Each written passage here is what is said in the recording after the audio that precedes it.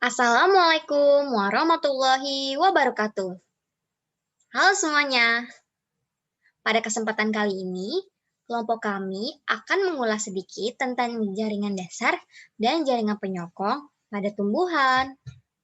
Perkenalkan, nama saya Siska Aprilia Kaulika bersama dengan kedua teman saya, yaitu Viviana Putri Anissa dan Nur Ilahi. Pertama-tama yang akan kami bahas adalah jaringan dasar. Apa sih jaringan dasar itu? Jaringan dasar adalah jaringan yang paling banyak mengisi pada organ tumbuhan. Jaringan dasar biasa juga disebut dengan parenkim. Secara umum, jaringan dasar itu memiliki ciri-cirinya yaitu dindingnya tipis, memiliki nokta sederhana, bentuknya isodiametris atau polihedron, dan sebagian besar ada yang memiliki kloroplas. Jaringan ini terdapat pada semua bagian organ tumbuhan, contohnya empulur dan korteks pada akar dan batang. Apa saja sih jenis-jenis parenkim? Parenkim berdasarkan fungsinya dibagi menjadi beberapa macam. Yang pertama yaitu parenkim asimilasi. Pada parenkim asimilasi ini terdapat pada bagian tubuh tumbuhan yang berwarna hijau atau memiliki kloroflas seperti ini. Pada daun, bentuk parenkim asimilasi itu ada dua. Ada yang berbentuk tiang atau parisade dan berbentuk bunga karang atau jaringan spons. Kemudian jenis parenkim yang selanjutnya adalah parenkim udara. Pada parenkim udara terdapat pada alat tepung, misalnya pada daun kana dan empulur batang jangkus. Nah, biasanya sel-sel ini bercabang dan membentuk jari-jari atau berbentuk seperti bintang, seperti di sini nih. Nah, ini biasa juga disebut dengan aerenkim atau sel parenkim yang berfungsi untuk menyimpan udara. Nah, kemudian ada parenkim penimbun. Nah, pada parenkim penimbun ini sel-selnya berisi cadangan makanan yang terdapat pada endosperm, daun lembaga, tuber, ataupun umbi. Pada parenkim penimbun biasanya cadangan makanannya yaitu pati.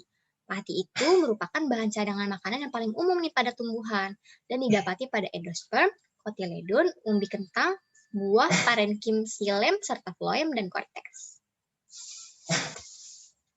Kemudian ada parenkim air. Nah, parenkim air ini sel-selnya dipenuhi dengan air dan fungsinya untuk mempertahankan diri terhadap kekeringan.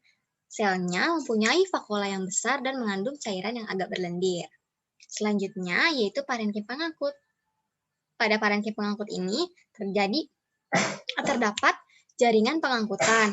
Pada jaringan ini dinding parenkimnya itu mengalami penebalan sekunder.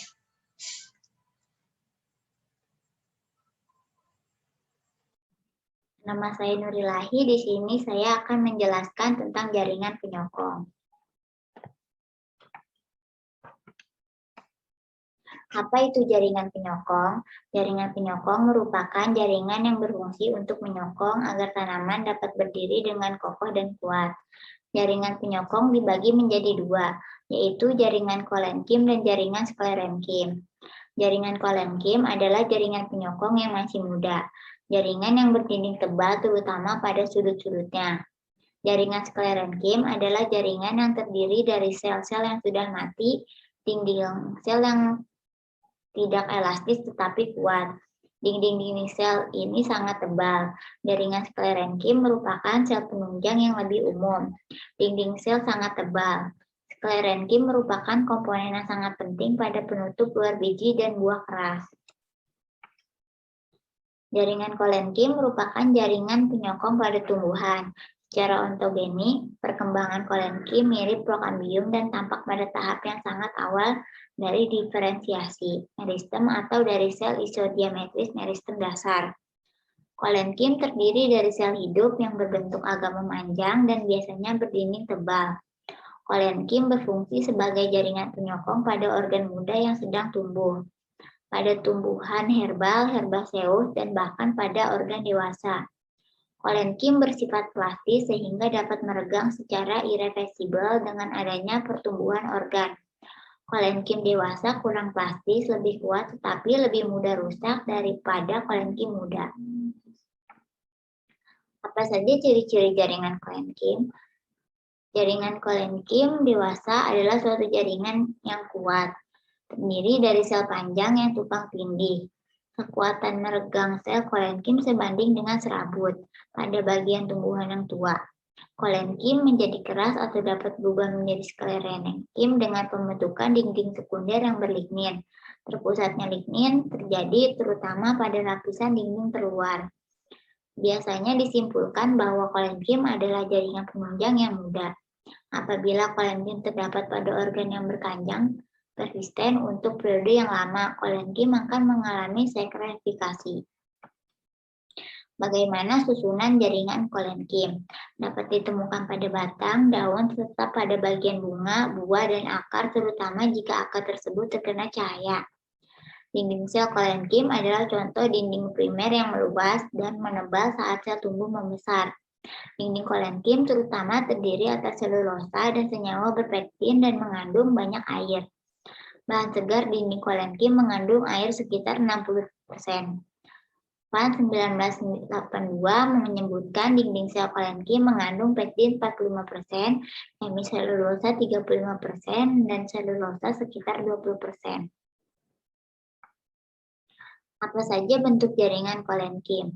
Menurut Muller, terdapat 3 bentuk utama akibat penebalan dinding sel kolenkim. Yang pertama, kolenkim sudut atau kolenkim anguler dengan penebalan memanjang pada sudut sel. Penampang melintang, penebalan sudut terlihat di tempat pertemuan 3 sel atau lebih. Contohnya pada batang Solanum tuberosum dan pada salvia. Yang kedua, kolenkim lempeng atau papan dengan penebalan terutama pada dinding tangensial. Contohnya pada korteks batang Sambucus nigra. Yang ketiga, kolenkim lakuner yang mirip kolenkim sudut namun banyak mengandung ruang antara sel yang di sekitarnya terjadi penebalan dinding.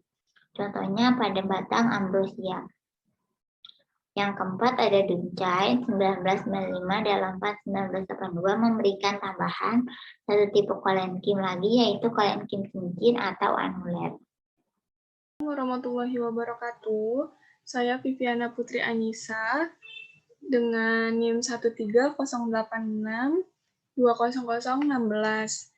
Di sini saya akan mengulang tentang jaringan sklerenkim, di mana jaringan sklerenkim yaitu merupakan jaringan penyokong yang terdapat pada organ tubuh tumbuhan yang telah dewasa, di mana sel sklerenkim sendiri tersusun atas sel mati yang telah mengalami penebalan sekunder, sehingga hanya terdapat pada organ yang sudah tidak mengalami pertumbuhan.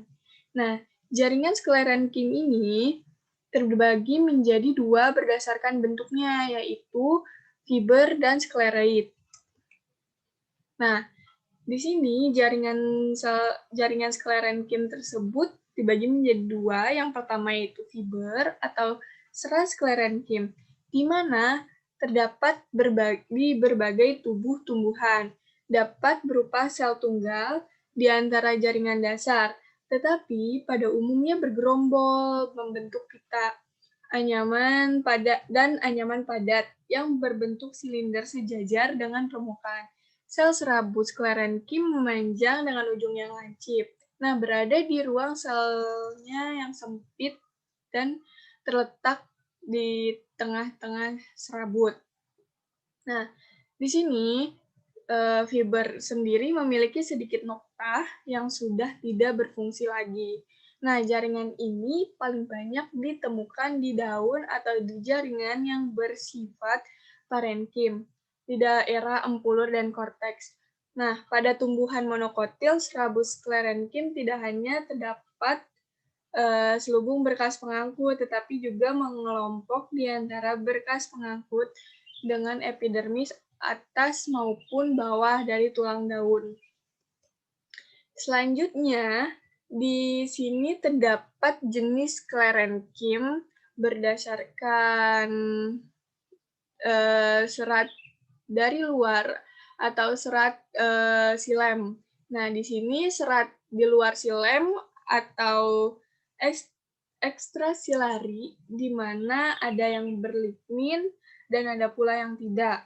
Serat ini dapat digunakan untuk membuat tali, karung goni, serta bahan tekstil untuk membuat pakaian.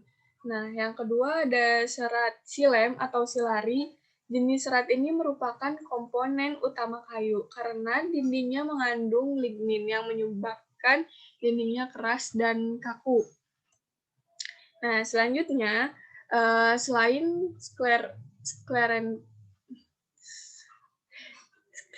sklerenkim, di sini juga ada sklereid yang terdapat di berbagai tempat dalam tubuh tumbuhan. Biasanya terhimpun menjadi sekelompok sel keras di antara sel parenkim sekeliling sel tersebut. Lalu sklereid ini biasanya juga terdapat sebagai idioblast, yaitu sel yang mempunyai ukuran, bentuk, dan tebal dinding yang berbeda dari sel yang berada di sekelilingnya.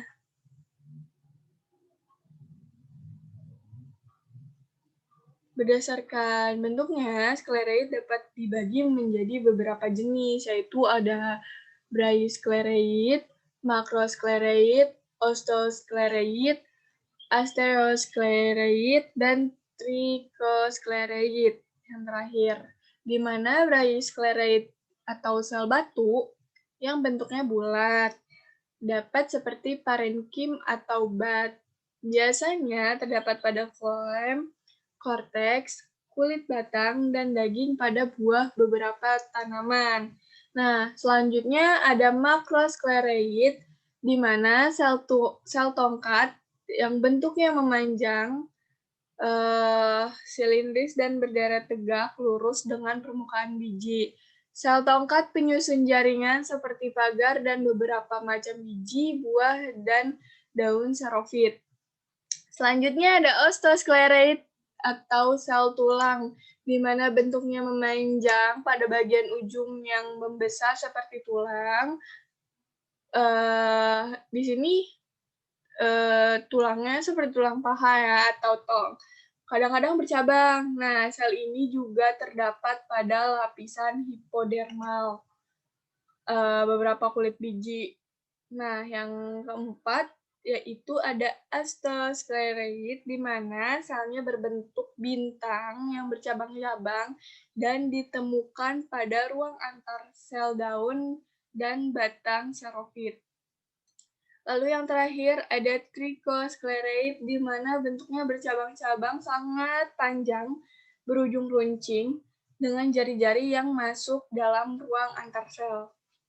Sekian dari saya. Wassalamualaikum warahmatullahi wabarakatuh.